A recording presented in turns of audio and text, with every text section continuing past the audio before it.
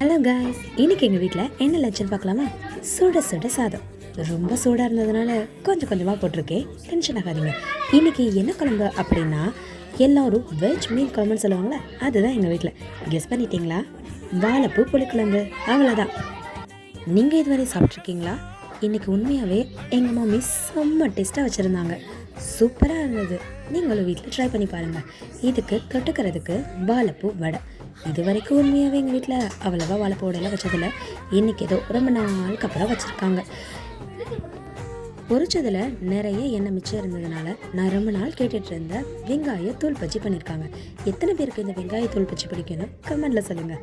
Okay, அப்புறம் இதெல்லாம் போக இந்த சீசன் ஸ்பெஷல் ஃப்ரூட், சாரி, ஒரு அவசரத்தில் சாப்பாட்டுக்கு விழுந்துருச்சு, மாம்பழம். இதுதான் எங்கள் வீட்டு லஞ்ச். சாப்பிட வாங்க.